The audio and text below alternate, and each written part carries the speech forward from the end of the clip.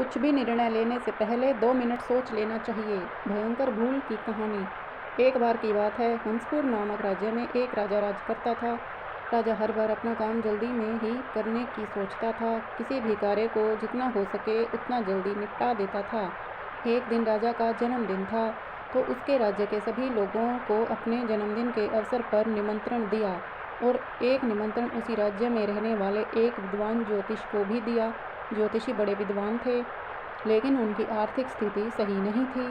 राजा ने जन्मदिन पर भोजन की व्यवस्था भी रखी हुई थी। जिन लोगों को निमंत्रण मिला था वो राजा के दरबार में उपस्थित हुए।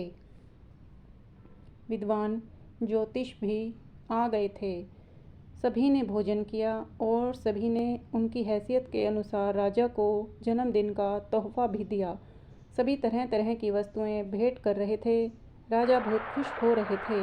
तभी ज्योतिषी ने भेंट के रूप में राजा को एक ज्ञान की बात कही।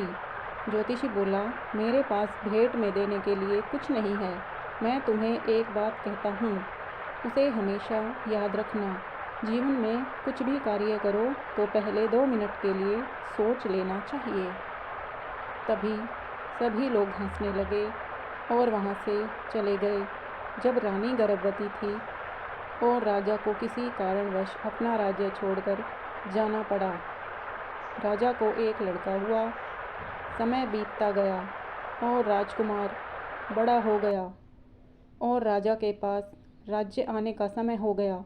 और जब राजा अपने राज्य आ रहे थे तो रास्ते में बहुत परेशानियां हुई, जिसके कारण राजा बहुत क्रोधित थे और उनका लड़का भी उनसे कम नहीं था। लेकिन राजा ने अपने राजकुमार को अभी तक देखा नहीं था। राजा क्रोधित थे और रास्ते में उनको उनका राजकुमार मिल गया। राजकुमार काफ़ी ज़िद्दी था, तो उसने राजा से आमने सामने युद्ध की जिद कर ली।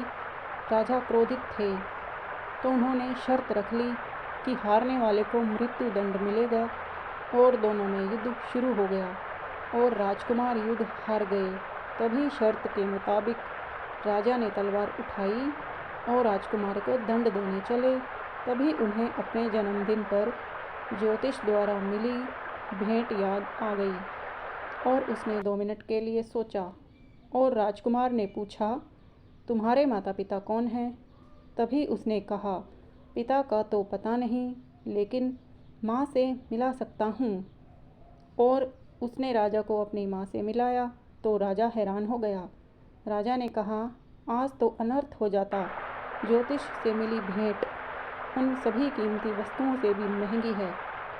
आज अगर वो बात याद नहीं आती तो आज सब कुछ नष्ट हो जाता। राजा ने राजकुमार को गले लगाया और बहुत दिनों के बाद वापस आने पर राजा का स्वागत भी हुआ। फ्रेंड्स, इसी तरह की और कहानियाँ पढ़ने के लिए चैनल को सब्सक्राइब ज़रूर कर लें। धन्यवाद।